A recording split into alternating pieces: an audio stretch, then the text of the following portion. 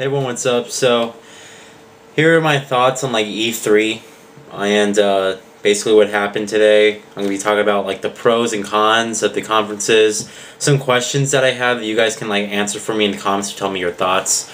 So anyway, I'm gonna try to play Infamous and do this at the same time. So this is gonna be horrible. But anyway, let's talk about like the Microsoft press conference, since that was the one that basically happened first. Basically, Microsoft started off with them basically like talking about like some Kinect footage and Kinect gameplay and different games that they're going to utilize for Kinect. Talking about how the service was like so successful. You know how they usually started off right there. And basically, they showed a couple of good gameplay. The first game they actually showed was new Tomb Raider. I can't do this play at the same time and do notes now. So they basically showed the new Tomb Raider game, which I have to say looks really good. I'm really excited for that. That was one of my favorite things on there, and it really looks like, you know, they're taking a different turn in this, because to be honest, Tomb Raider needed something different. It needed some variety than just, okay, you know, just an arcade shooter where you can just do all these jumps. And I mean, I honestly think that Tomb Raider needs to adapt to the third-person controls that we have today, not this arcade-style one. So I'm really looking forward to Tomb Raider. It's coming out in fall 2012. Yes, fall 2012. So that's going to be interesting. They also showed some Mass Effect 3 gameplay, which I really liked. And it also has Kinect integration, so you can actually tell your characters where to go, or you can actually, you know, use them in speech. So that seems pretty interesting. So I probably will be trying out the game with Kinect when it comes out. Alright, and then the new Xbox experience with more Kinect available options. And basically right now with the Kinect dashboard, you can only do limited stuff. It's not like you can access everything. With the new Xbox experience, it looks like they're going to be allowing you to do that, access everything. So that's cool. And also, YouTube's coming to Xbox, which is pretty exciting. I want to see how that looks when that goes online, so I'm really excited to look forward to that. And showed off some more Gears 3 campaign gameplay. You know, again, it really looks like they're putting up a lot of color in here. Hold on one sec. Hello? Hello? Hello? Yeah, can I call you back? Alright, bye. Bye. Alright. Excuse me for that. So yeah, Gears 3 gameplay. It looks like they're adding, from the campaign, there's going to be a four-player co-op campaign, so it looks like they're going to be definitely, you know, having that in there is definitely going to be helping. So I'm looking forward to the Gears 3 campaign. I hope they end it. And I hope they don't do Gears 4. So I really hope they end it. And yeah, I'm looking forward to that. So that game's coming out on September 20th. Then we saw this new the debut of Rise. R-Y-S-E is how they spell it, from Crytek, which looks pretty interesting. It's like their Kinect, you know, little hand-to-hand combat thing. So it looks pretty good. Might be interesting to see how that works out. So I always liked Crytek as a developer anyway, so I always respected them for putting out really good quality games. So I have no doubt that Rise is going to be one of those. Then they're also going to be doing Halo Combat Evolved Anniversary Edition, the basically Halo 1 remade for, you know, better graphics and stuff on the new consoles, which looks pretty good, because I didn't play the first Halo. I only played Halo 2, Halo 3, Halo 3 ODST, and then Halo Reach. I never played Halo Combat Evolved, so I'll probably be picking that game up. And that looks pretty cool, so I'll definitely get that. Also set up some Forza 4 gameplay, and looks pretty awesome. The graphics looks good, and I'm really looking forward to that. On, I think it was the 11th of October they said it was coming, so that's right around the corner. So I'm appreciating that when it comes out. I'm going to really get that, and I hope it's a lot better than Gran Turismo 5. It'll probably be better than Gran Turismo 5, since they won't have, you know, oh, well, lower quality on some cars and higher quality. It's stupid. So, looking forward to Forza 4. Next up is Star Wars Kinect, which a lot of people really wanted to see. So I really hope it's more than just this the whole time. I really hope you can do like all these crazy moves and stuff and it'll still register. So that'll be interesting when they have that in there. The brand new the Avatar remake model, where basically you can scan your whole body, like your face, your clothes and stuff like that, and have them integrate that into the Xbox experience. So that I'm really looking forward to that, since the Avatar controls, I mean, they're kind of cartoony. You'll actually get, this way you'll actually have, the system make it for you, so you don't have to be like, man, that doesn't really look like me, or man, that's not really that my style hair. So it's gonna be cool.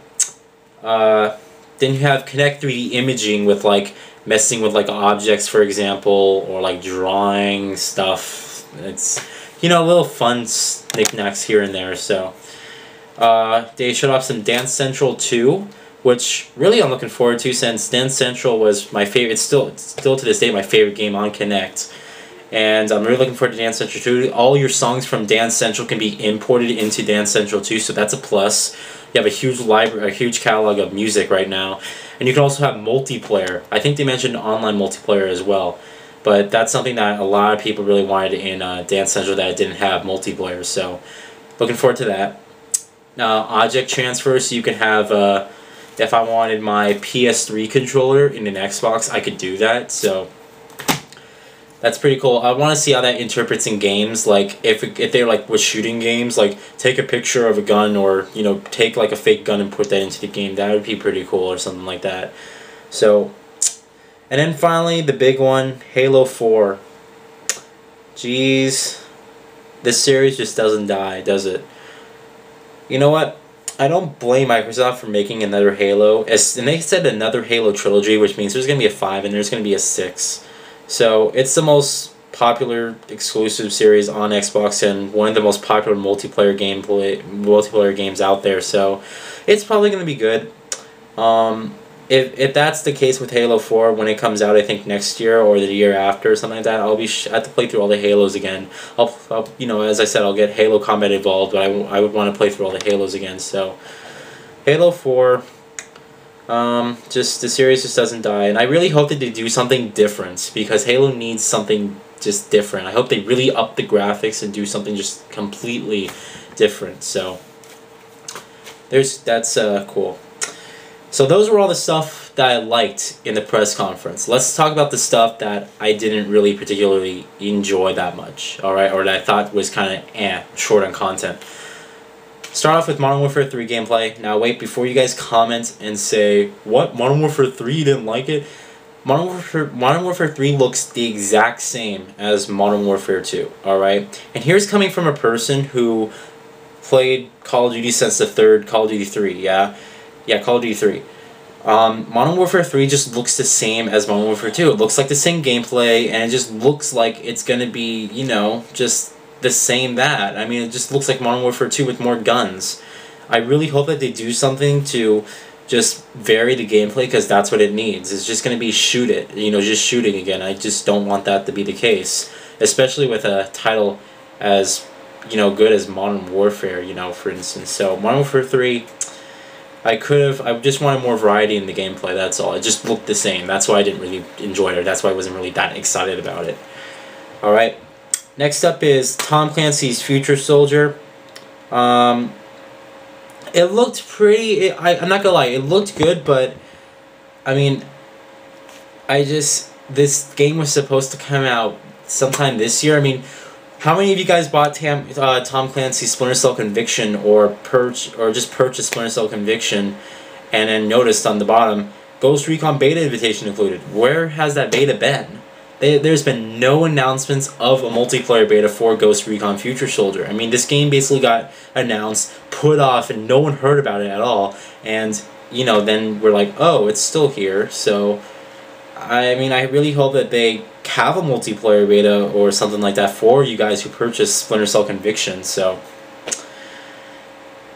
second of all, there's way too much at Microsoft. They showed way too much little kid stuff, and what I mean by that is the Sesame Street to Disneyland. I mean, I'm sorry, but the people at E3 Alright, the people who are watching E3 are generally from my age to like their mid-20s, alright? There's 2-year-olds aren't going to sit in front of the TV and say, wow, Fallout 3 looks great. They're not going to say, you're not going to be watching that at all. And, I mean, they had little kids demonstrating this, and it just looked like, okay, I mean, this is good, but we saw it all before. You can't capture... I don't think Microsoft is going to capture the little kid experience like the Wii did when it came out. So, they showed way too much little kid stuff and not enough hardcore stuff. Then they showed way too much Kinect stuff. I mean, every single sentence was connect this and connect that and connect this and connect that. I mean, there is way too much connected. They're focusing once again on Kinect. But, I'm sorry, Kinect is, it's a cool advancement of technology, but it is not like, it's not like anything I would say that the more the hardcore gamers would be into. So I was just really, I don't know, I was just a little bit too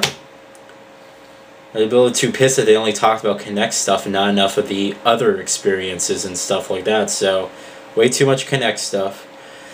Next up, did you notice when you guys saw Kinect Sports Season 2, when that girl was doing it, alright, when she was like, when that girl was doing it, when she was golfing and stuff, did you notice that there was like a slight delay? There was like she'd go like this, and then the game would be like, so, I don't know if that was just interference or that was the whole game, but I don't have Kinect Sports, alright, but there's just a small delay in Kinect Sports Season 2 when that girl was doing it, so I just wanted to mention that. Okay. Now, for you guys who are Microsoft guys, I have a couple questions that you can answer in the comments. First of all, do you think Ghost Recon Future Soldier was delayed because of Kinect? Did you think that they wanted to add Kinect integration into Ghost Recon Future Soldier, and they had to delay the game because of that? Alright, give me your thoughts on that. Do you also think that that girl doing Kinect Sports, with the delay and stuff, do you think that it was possible that she wasn't actually playing and that was like the tape recording? So there's a question. Alright, do you think that Xbox is trying to outsource cable TV? As you all know, live TV is coming to Xbox.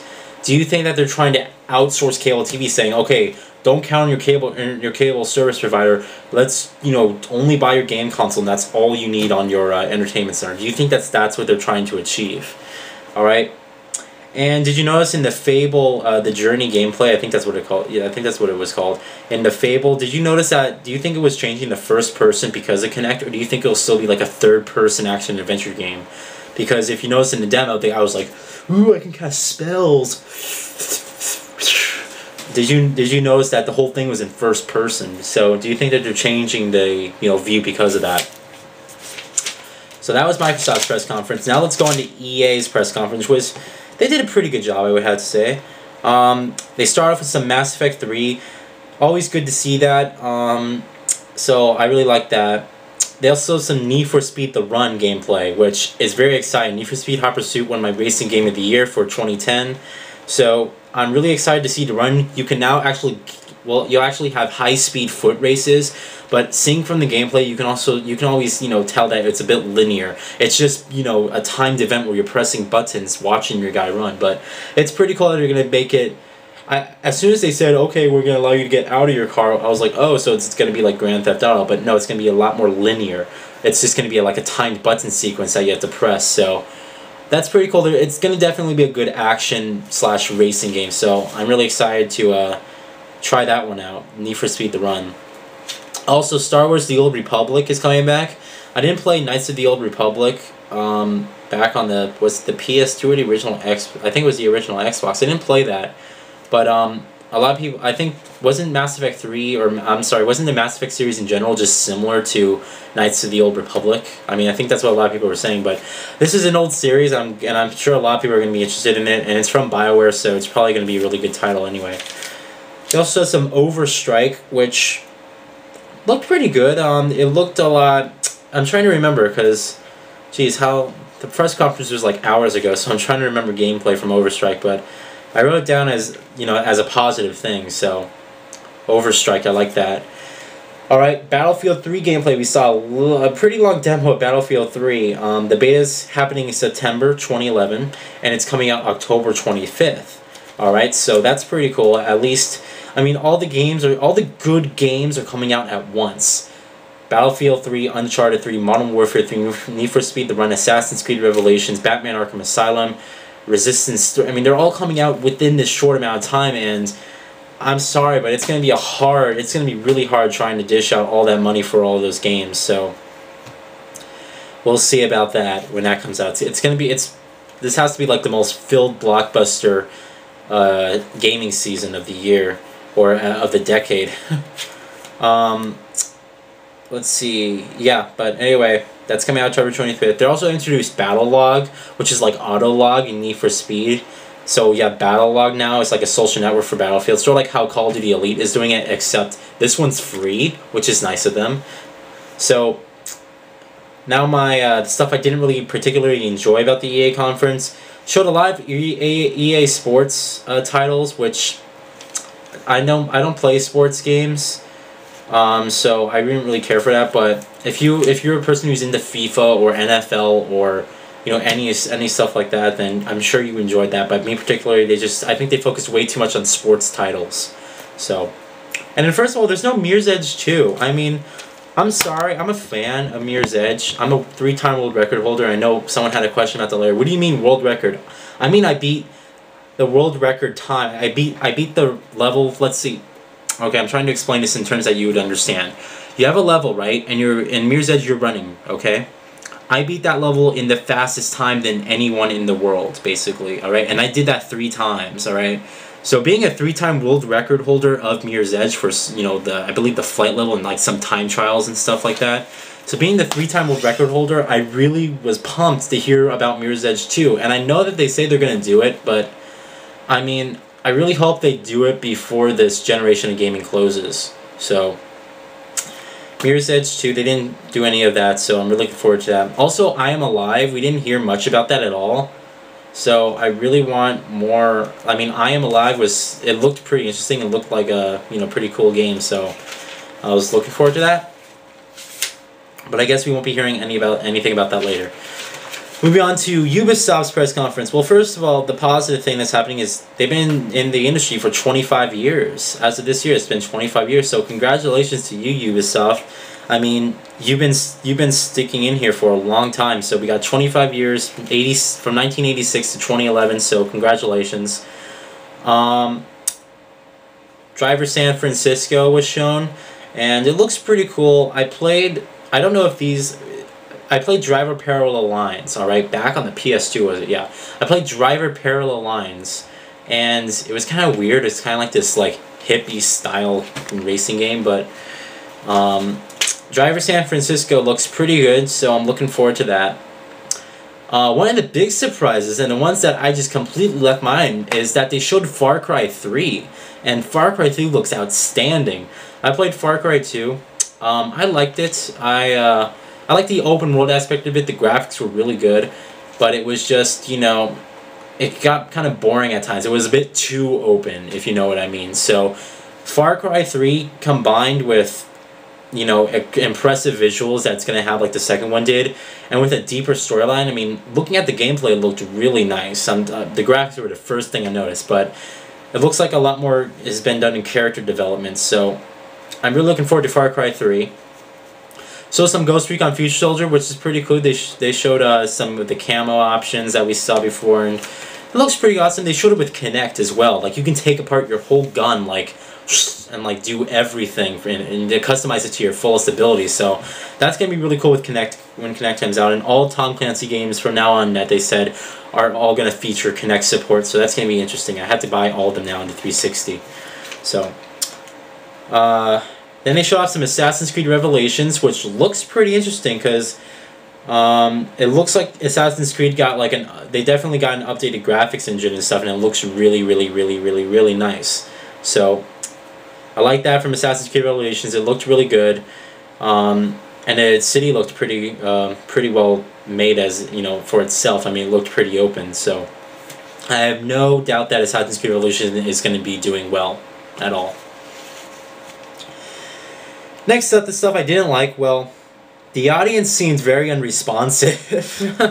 The audience seemed very unresponsive because of this commentator. The commentator for the Ubisoft, not the commentator, but the host for the Ubisoft conference was just, he was so into himself. I mean, it's funny to watch, but the whole audience was like, he was like, yeah.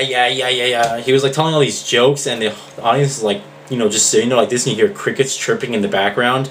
I mean, he kept doing, and it was just, honestly, it was just like, I honestly just said at one point, just cut the act, dude, just show us the games, because what was that guy thinking? I mean, it's funny if you do it once, alright, but if the audience isn't responsive, if they're not, you know, clapping or saying ha ha ha, if they're not, you know, doing anything like that, then why continue? And he did it throughout the whole show. So Ubisoft, your press conference, because of that guy, got, in my case, well, in my thoughts, it got destroyed. Like, you guys didn't really take yourself seriously with a kind of host like that. So yeah, I don't know what, I think that was that guy trying to get a stand-up comedy job. I mean, it seemed like that. He wasn't funny, he was just annoying.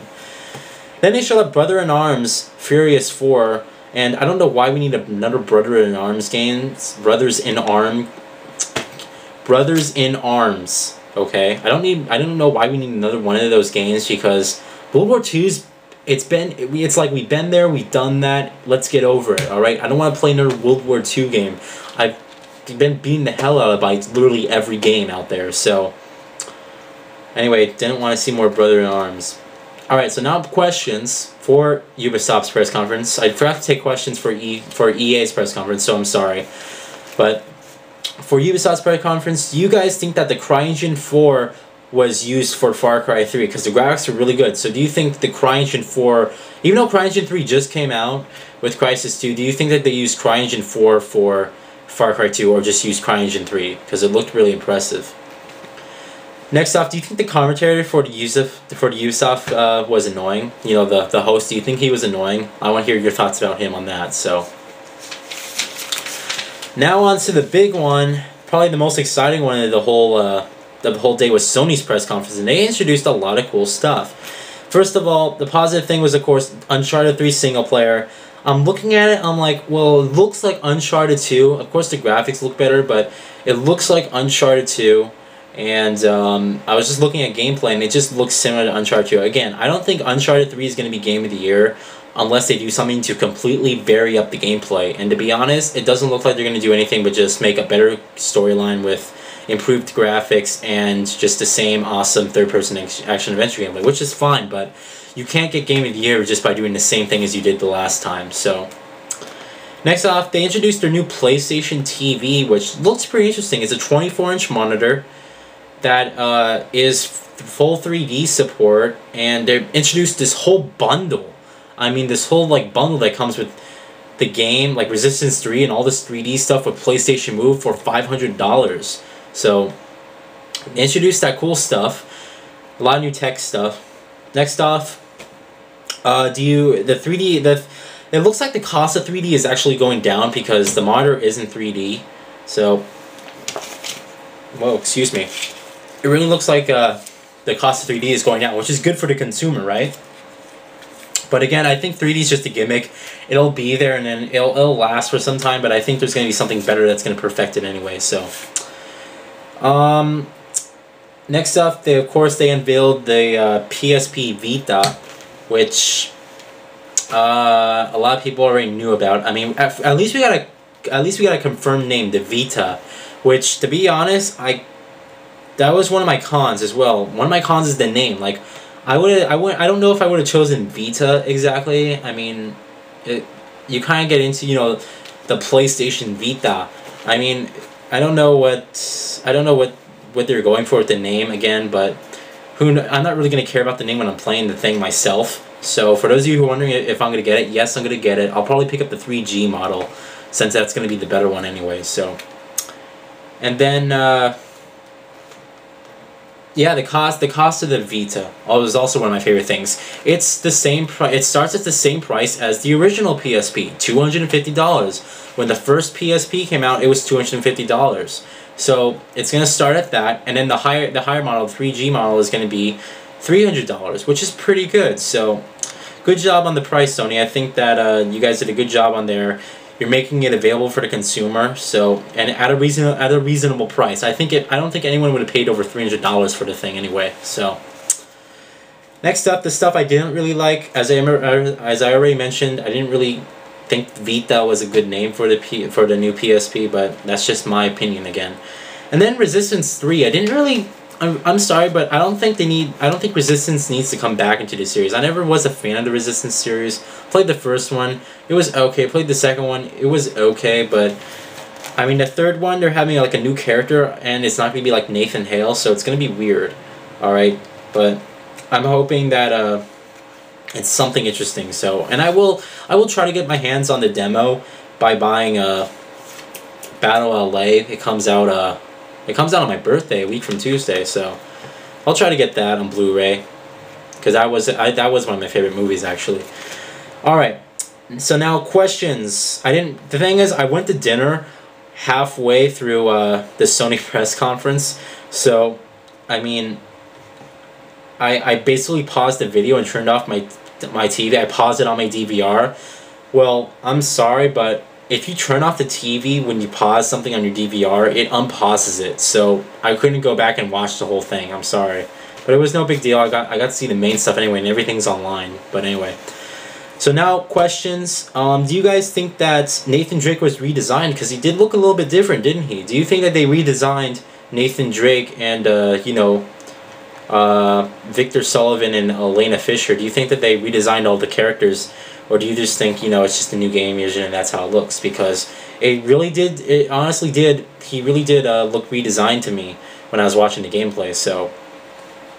And then also, do you think the cost of 3D is going down because new technology is in the process? That's a question to consider. When they're making 3D available for $500, a 24-inch, dedicated PlayStation monitor that's 3D and everything for $500, when you get a standard 3D TV these days costs at least $1,000 to $1,100. Do you think that new technology is being put in the works? Do you think people are working on new technology as possibly, like, I don't know, better 3D without glasses? That's something to consider as well. So, all right, that was my little day one coverage, my thoughts on E3. I know a lot of you guys had questions about it. Well, those are hopefully going to answer it all. Again, comment on what you think, on what you think about the questions I had for you guys. I will be seeing you guys tomorrow for. Did I already? Yeah, I'll see you guys tomorrow for another pre. Well, actually, no, I already did my pre-thoughts. I'll see you guys tomorrow for. My day to my Nintendo conference, what I think of Nintendo and stuff like that. So, anyway, until then, you guys have a good day. I'm going to get back to playing Infamous because I got to beat the game before the second one comes out, or before I get my hands on the second one. I'm getting my hands. A lot of you guys still ask when you're getting Infamous 2. I'm getting it a week from Tuesday, alright? A week from tomorrow. So, I'll see you guys later. Again, I'll comment away for those questions, and yeah, I'm just going to end the video before this video ends up being like 30 minutes long. So, see ya.